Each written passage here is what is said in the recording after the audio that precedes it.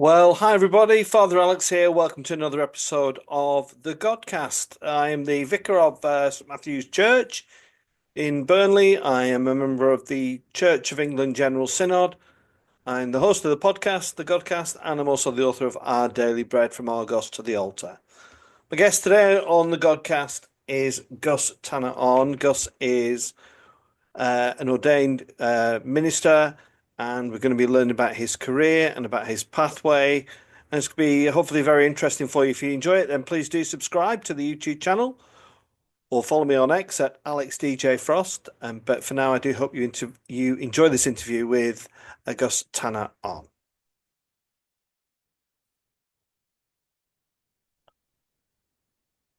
Well, I'm delighted to say that joining me on the Godcast today is Gus Tanner On.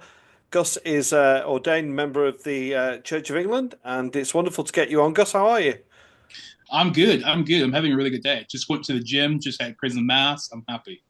Okay, just for people who aren't familiar with you, tell us where you are, and, what part of the country you're working in, and what your role is. Yeah, so it's quite interesting currently, but I'm based in Manchester, in South Manchester, in Didsbury, which is a very affluent area of Manchester, slash Burnage, which is not known for its affluence, but it's known for the Gallagher brothers, who grew up just across the road from where the church is. I'm a part of a team. I'm an assistant curate at a church called St. James and Emmanuel. I'm licensed there. But for the last year and a half, about year and a half, I've been the curate in charge of St. Nicholas Church, Burnage. So people might know it from of my predecessor, Rachel Mann, who's now the Archdeacon of Salford and Bolton. So yeah. Yeah, Rachel's a friend of mine, lovely person. Gus, people will be going, well, hang on, this guy doesn't sound very Mancunian. He doesn't sound very English. Just tell us about your background, Gus, where you originated from, and what brought you to the UK. Yeah, Father, I came I'm obviously not from Manchester. I'm not a Manc, that's for sure. My partner is, but I'm not Mancunian. And I'm originally from Chicago, Illinois, in the States. And I came to the UK in 2013 to do an internship and be a youth worker in Liverpool. And I kind of fell in love with England. I realized, looking back, I really fell in love with Liverpool, and then I had to fall in love with England again. I've been here basically ever since. Lived in Liverpool, then moved to East London, Essex, then moved to Dorset, then moved from Dorset to Durham, where I trained, and then to Sunderland, and then to Manchester 4 years ago. Okay, so have you always been a Christian? Gus, was your upbringing in the Christian faith? Not at all. Not at all. I was raised as a Jehovah's Witness growing up. The Christians were around me because I think being African American, being the understanding of the existence of God is just you know it's just there. So it was always the understanding of God was always there without a doubt. But I became a Christian through my friend. He was incredibly depressed when we were 14, had a lot of mental health issues, didn't know what to do. So I remember asking his mom, what can I do? And she said, go to church with him, go to youth group. And I was like, oh, I don't really want to do that. That's not what I'm there. But at 14, what else could I do? So I said, I'll go to youth group with him. And I started going to youth group. And then it was a Pentecostal church. And I was like, wow. I had this kind of emotional experience with God. And for me, God wasn't this angry God that was always ready to hit you when you did something wrong, but it's this really loving God that wants to love you, direct you, but also be your friend, which was really amazing. What was life like as a young guy in the Jehovah Witness movement? A lot of people hear things about it and they read things about it, but you've experienced. What was it like? Was it quite kind of a fearful kind of existence? What was the approach to relationship to God? Yeah, it was a really fearful existence, and I have to say, it was an understanding that we're separate. It was very separatist. So obviously no birthdays, no holidays, no blood transfusions. So that separates you a lot from people, without a doubt. And it was very much, you have to be good, you have to be good, you have to follow the rules.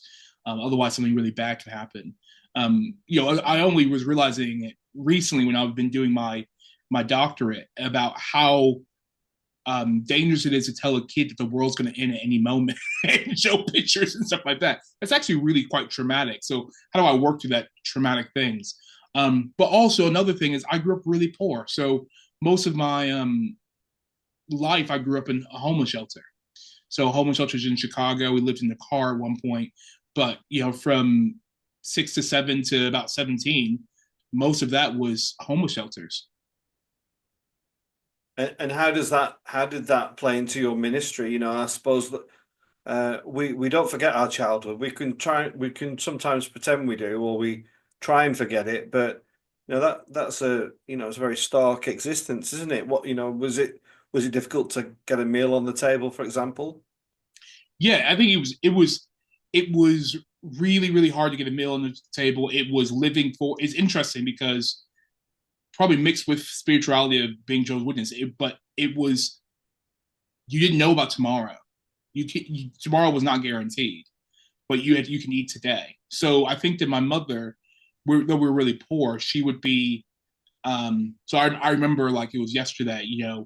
We have $11 to last us 2 weeks for all four of us. And what are we going to do? And my mom, she couldn't read or write, and she would buy like an extra large sausage pizza for $9. That was for today, but that's not going to help us for the rest of the week. It wasn't like that. So it was it was really really hard, and I think that for me, I'm the exact opposite because of that. I think long term, I think about what we're going to do. I save, I save, I save. I worry about money quite a lot because of that. What was, did it become quite normal, or did it become the only thing you'd experienced? I was wondering, at some point, did you start thinking, this ain't right? There's something not right about this life I'm living in such poverty. Did those things cross your mind, or was it a normal existence? It was a normal existence, but it actually interestingly wasn't until I once became a Christian that I realized, wait a minute, this why so many people have so much more and not me. And that was really irritating for me. And I remember, I'm 35, so my first election when I was 18 was Barack Obama ran for president. And I remember just going to, it was quite a conservative Christian university I went to, and people were saying like we're all given the same, and I was kind of like, that really actually that's not really true. We're not given all the same plate. Very much so. You might have been given a car by your parents and paid for tuition, so you don't have to worry about that. So you can focus on academic stuff, where I have to like worry about both, and my academics might be not as good because of that. So it's really, I really started to think about that when I became a Christian. And something else I'd read about you, Gus, on your website was that as you're getting older, you're maturing, and your emotions are changing, and things like sexual attraction come into your life, don't they? Yeah, How difficult was that for you as a young guy? Discovering that you were a same sex attracted individual against the pressure of the religion, if that's the right word. You know, the light's on you, isn't it? Oh my God, he's gay. Knowing what people are telling you about being gay. Just explain that to us. it was really really difficult. I remember when I was probably about 13, 14, actually probably the same summer of me becoming a Christian, I realized I was probably gay. And what's really interesting is my culture being African American, it was very anti-gay, but also the religious background I came from, being Jehovah's Witness or being a Christian, conservative Christian, it was being gay is bad. But also, I think in general society, it was, we should tolerate gay people, but you don't want to be one. It was very much that. So I think my religious upbringing, my cultural, and then also my secular life, it was all this is negative. There was pictures that say change is possible from Exodus International ministry that is now defunct. And I went to conversion therapy for years, from about 15 to 24 years old. I went to conversion therapy because I really, really wanted to change. I was going to say, was that your choice, or was that and also, Gus, who was the first people you told this? Did you tell your parents, for example? Yeah, it's really interesting. So, um, I remember when I was 14 years old, I had a friend and I told her, and then I said, don't tell anybody. I directly told her mom at the same day. I'm like, great, Megan.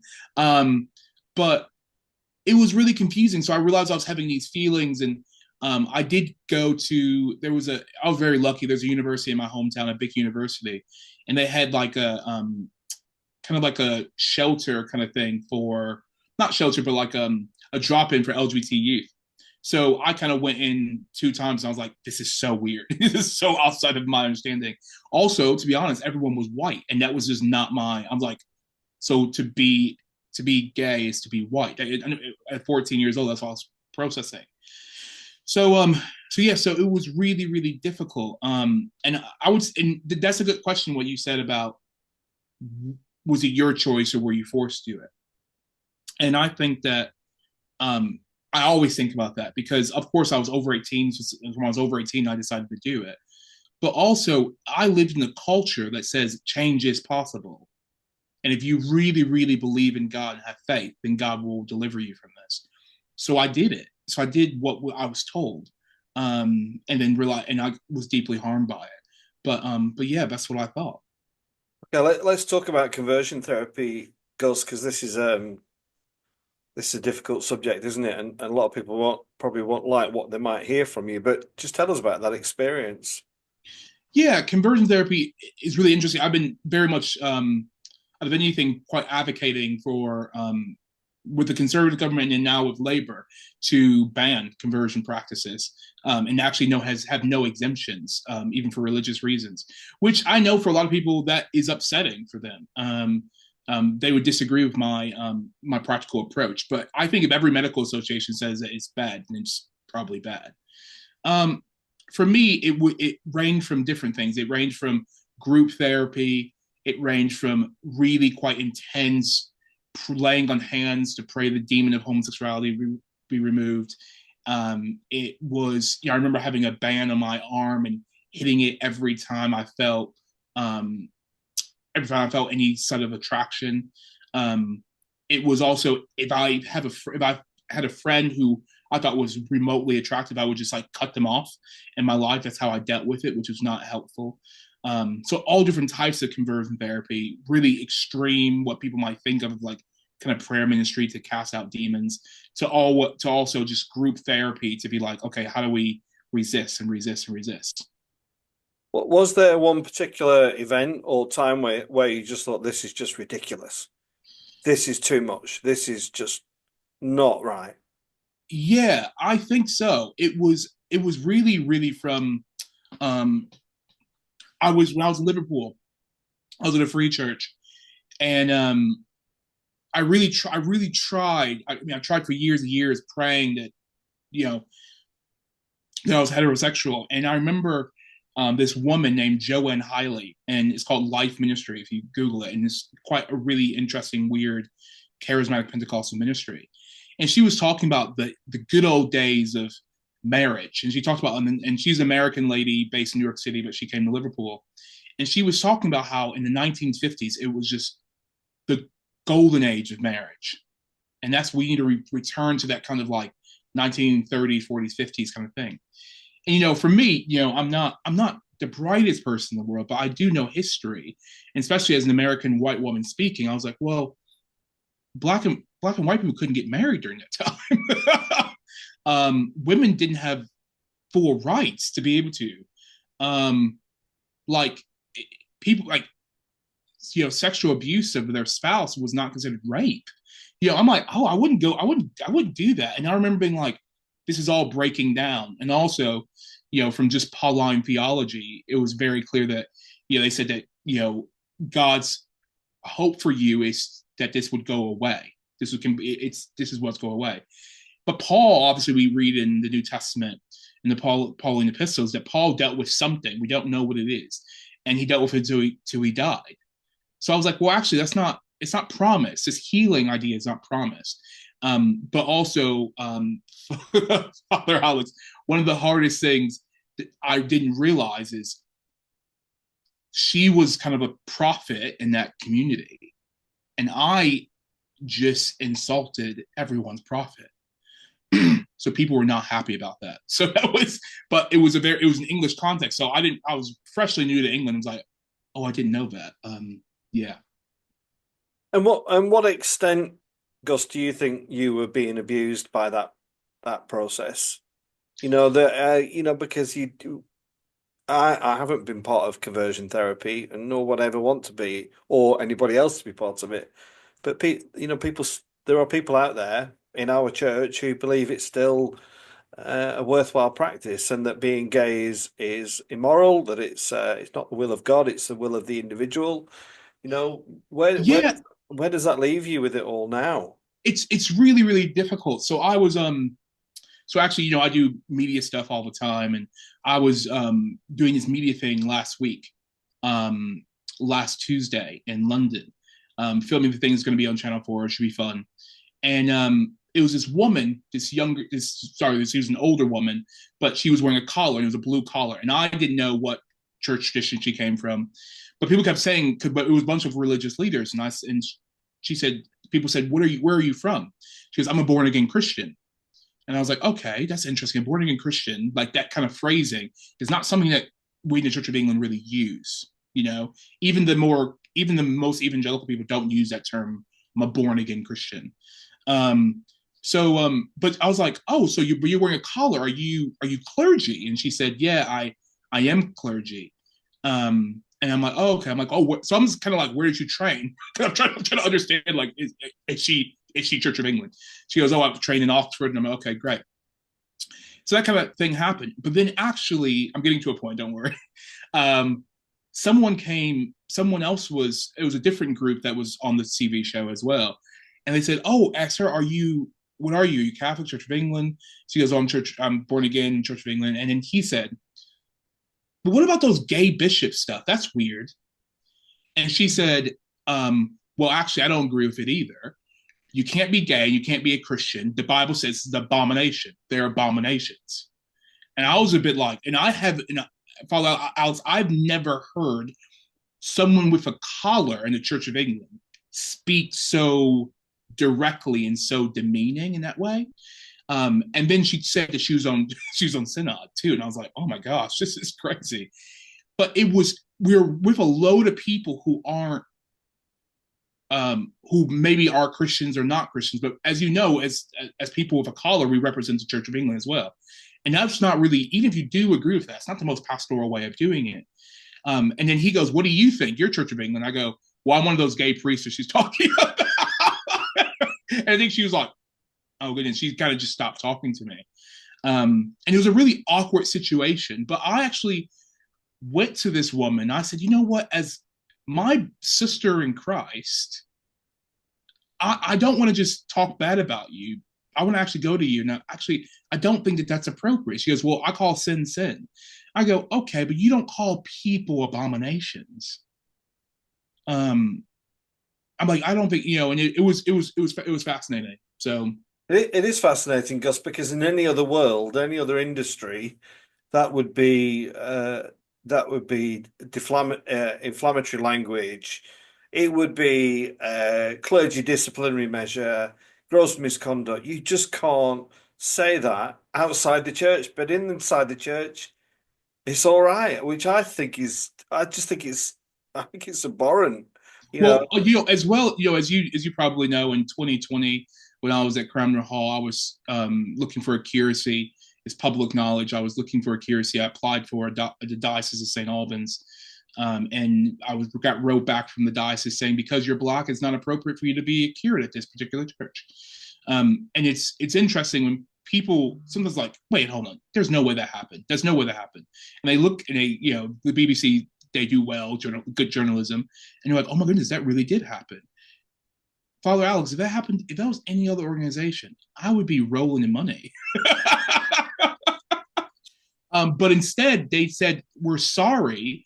And actually, during 2020, one of the hardest things I ever had to go through was because I grew up homeless, and when my housing is when my housing is threatened, is when I fall to pieces. If I'm honest. So in 2020, I didn't have a place to live. I didn't have any money, and I couldn't go back to the U.S. Um, Out of all the, with 42 dioceses in the Church of England, someone probably had some kind of house, they could have like put me in or something like that. But I had nowhere to go, so I relied on um, the common grace of my friends who actually wasn't Christians, and I saw this love and grace that people who outside the church gave me that people in the church didn't. It's it's extraordinary. I'm laughing not through humor, just through kind of just a state of being flabbergasted, really, or maybe I shouldn't be. But and I don't want to patronize you, Gus, or people in the gay community, many of whom are my friends. But why do you stick with it? I mean, I kind of do wonder that it's actually, you know, there's the gay community out there who are seeking to be have a voice and be included. There's an argument to say it's actually much easier to do that outside of the church because of the homophobia or the conservative theology within it. What keeps you hanging around, Gus? Yeah, it's interesting. I thought about this quite a lot, quite a lot. I think with the facet of me being other, as in being gay, me being other being black, me being other not being British, me being other being, I like to say that working class, but my sister always reminds me, you have to be working class means that someone had to work. So, so I was like, okay. So all those things are like coming against me in the culture of the church, which is often the exact opposite of me. And it comes back to that liberative understanding of the gospel. And, we just celebrated yesterday Palm Sunday, which, and even just reading today and preparing for a sermon I'm doing on Wednesday of like, during that time that Jesus is going into Jerusalem, he's riding on a donkey and he doesn't come with force, he comes with peace. At the same time, it was said through historical context that Roman leaders would come in through force and power through another way of Jerusalem, but Jesus changes in the kingdom upside down, and I believe in that Jesus. It was really interesting. I spend most of my time, if I'm not in church, with people who aren't in the church, and I was at the pub the other day, and I had two people, and they is one guy who it's so funny. He was just like, Gus, I love Jesus. They're like, I'm trying to figure out. I don't know if I believe that he's the son of God, but like him as a person, I love him so much. And I want to know him, and I'm like, oh my goodness, as an evangelist, I'm like, this is the best thing in the world. Someone telling me. And for me, it's just that idea of really believing that Jesus is a hope of glory and the hope for all those who are suffering, and those who don't even know that they're suffering as well. And I think that's why I stay with it. It's been really, really, really hard to stay in the church without a doubt, but God has called me. God has called me here, so I'm trying to be obedient to His call. Yeah, I mean, I'm on General Synod, Gus, and Yeah. I I think the only reason is I'm still on it is for the reasons that you just said. Mm. I'm not doing it because I enjoy it. And there is a kind of a determination, I think, probably from both sides of the argument, from those on the inclusive agenda, such as myself, who say, well, this has got to happen. But at the mean on the other side is there's a whole group of people saying we're going to do everything we can to stop this happening, and it places the church in a really precarious, difficult position, doesn't it? Mm. Because you and I would say that we are there for everybody. Every single person is loved by Jesus, and the conservatives would say exactly the same. And Yeah. I think one thing has really been really hard for me, Father Alex, is as an LGBT person, as you probably know, a lot of LGBT people so often are pigeonholed into being quite modern Catholic or liberal Catholic. And I am so low church. I am still very charismatic evangelical, very much so. But because of my sexuality, that excludes me from working within my tradition. Um, I church planting is my thing without a doubt. That's what I wanted to do. I hear all this noise about people saying, "Hey, like we have the money, we want to do it, but we don't have the people." But in actuality, because you grew up working class, I grew up working class. We're just quite direct people. We don't bat around the bush, and we are trying to relate to people who are middle to upper middle class. And actually, they will phrase things like, maybe you're just not the right fit for that. But actually, what they're saying is actually your sexuality is not the right fit for this. So being an inclusive evangelical, which I would identify myself in, is really, really hard. If I wanted to go to be a modern to liberal Catholic priest somewhere, it would be there's tons of choices, but within my church tradition, it isn't. So it's been really interesting to figure out, what does God call me to do next? Um, yeah. So, what is your prognosis for the future? First of all, for the church as you see it, Gus. We've seen, there's a shift to more conservative kind of politics. We've seen that in the States, and it's creeping into the UK. And somewhere the church has got to find its place in that. What do you see on the horizon for the church from your perspective? Yeah, I mean, you've probably seen some of these articles about, these quiet revivals amongst, Gen Z. And I really hope and pray that it is a thing. Um, I worry because at least in the US, lots of young men have become Christians, but lots of young women have left the church. Um, and I worry that, is this authentic spiritual change, or is this, I am becoming a Christian because it aligns with my patriarchal idea? And I know that's really harsh to say, because I'm a part of the College of Evangelists. I love evangelism. I want people to come to know Jesus, but I worry about that at times. Um, but I see that the church is obviously shrinking, but I don't always think that shrinking is a bad thing. I think sometimes being lean is more becoming a community of authenticity. So that's what I hope that will happen. I really hope that we can disagree well and still live in harmony with one another. I mean, my my undergrad master's is all about Anglican polity, and actually, I believe that since the history of the Church of England, we've always disagreed about something really big. We always kept thinking something's going to split us. But we somehow stay unified in it, and I believe that we are going to stay unified. And what about, you said there you're an evangelist. Uh, as somebody who hasn't spent all my life in the church, um, when I see some evangelists in action, Mm. I just think they're speaking a language that just doesn't connect with the world that I've kind of come from.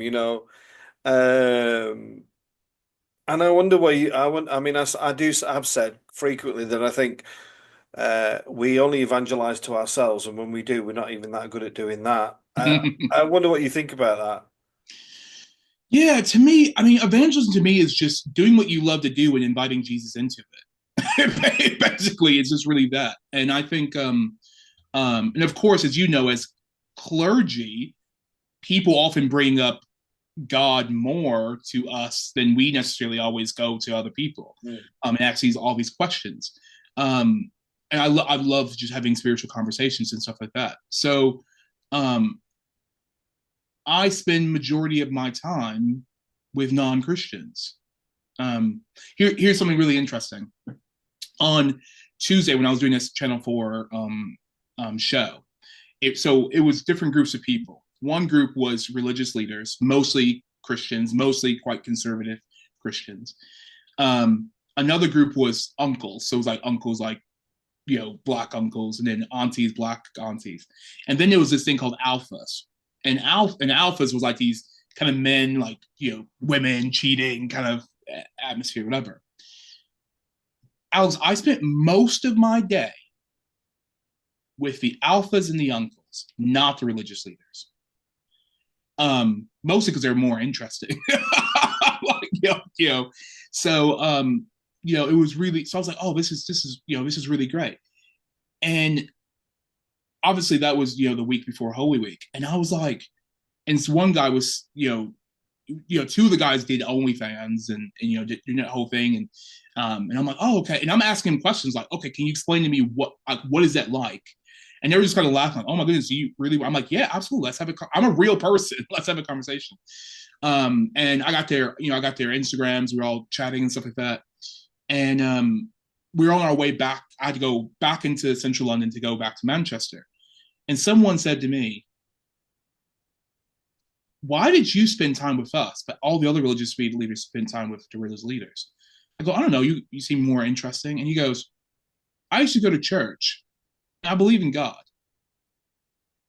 And today you spent your time like Jesus spent, with all the the religious leaders didn't really like and didn't really want to associate with and didn't really want to talk to. And I was a bit like, well, it wasn't like this purposeful, this thing like that. But, it was with people who were sex workers, who were strippers, who were all these people that were really interesting. And me getting, a selfie with these people who are these things. And I'm like, if the diocese get upset because I'm hanging out with people who are not considered acceptable, then that's fine. That's fine. I'll get in trouble.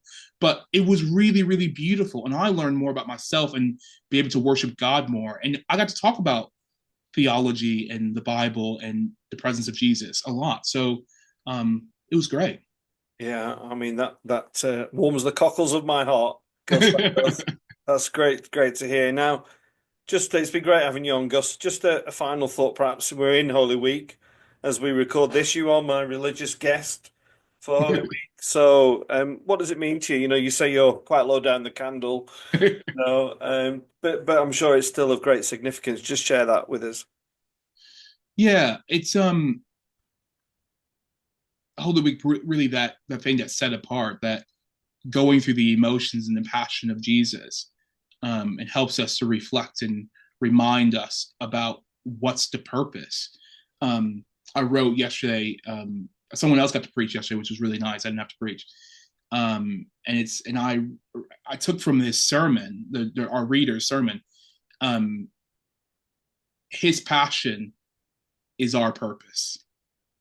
His passion is our purpose. And going through the week and reflecting about that. One thing that Anglo Catholics do really, really beautiful that I absolutely love. I actually really like to watch. I think I love the drama of the watch. My sending church is actually a liberal Catholic church, very high church in East London, and that is so moving. My favorite morning prayer throughout the whole week. You know when it is? Oh, tell us. Saturday.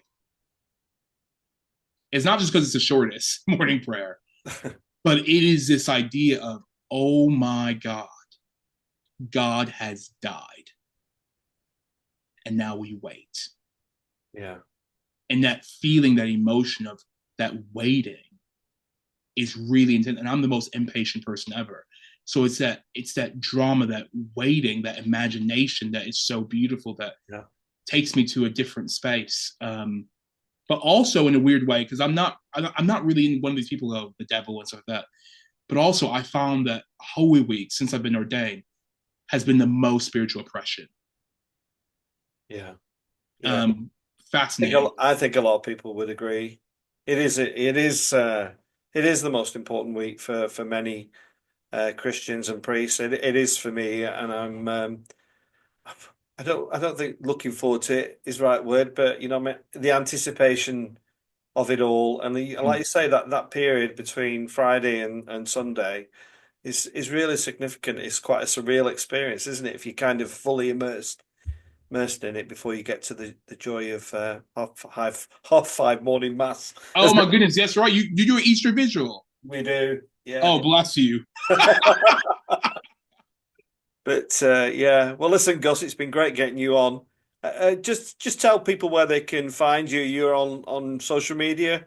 Yeah, I'm on Instagram and also on X as well. Gus underscore I'm. So yeah, Fabulous. Well, Gus, thanks for coming on. I hope people have enjoyed this conversation. If you have, then check out the Godcast, subscribe to the YouTube channel. There are literally hundreds of guests on there now, loads of theologians, really significant people, and trying to get a flavour of all traditions. So do check it out. But for now, Gus, thanks so much for coming on the Godcast. Thank you. thanks, Father.